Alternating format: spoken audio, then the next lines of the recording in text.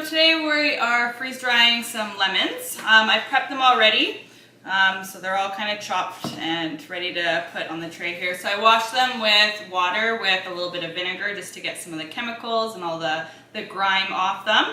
I've sliced them all a little bit differently. As you can see, there's just the regular slices. So they look nice and pretty.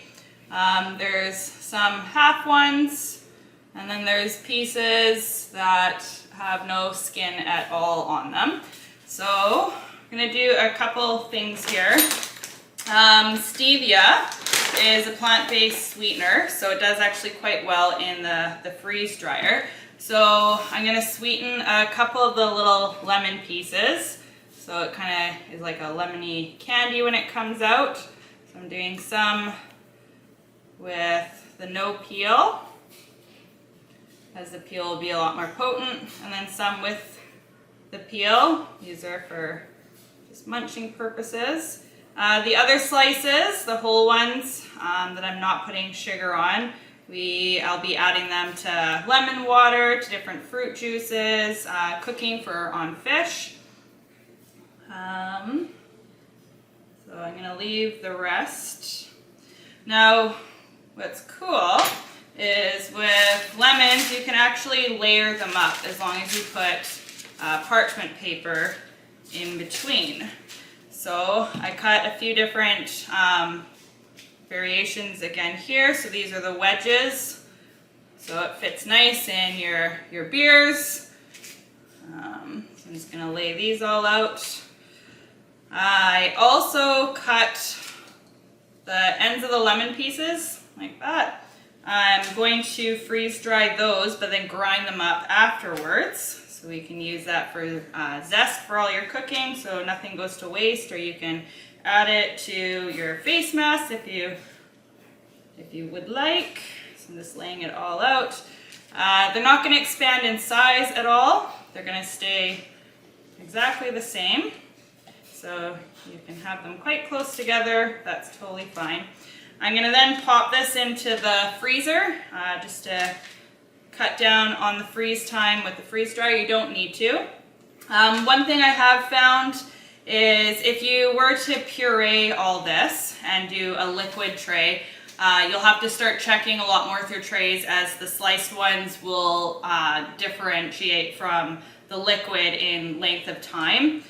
So the liquid will take a lot longer to freeze.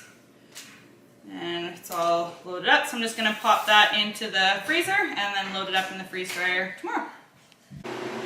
Hi, so we're down here at the freeze dryer. The lemons are all frozen. It has cooled down to proper temperature, so it's saying to load the food.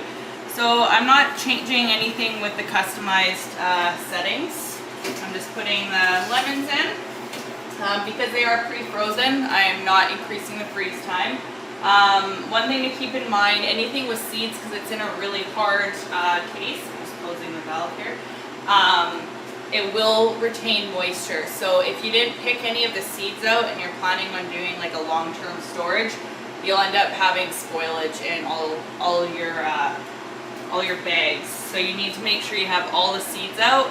If you think that maybe you've missed a few of the seeds, you can add extra dry time. I would do between 8 and 12 hours. You can kind of play around with that. And that's it. So the lemons are all finished. They took about 28 hours. Nice and crunchy.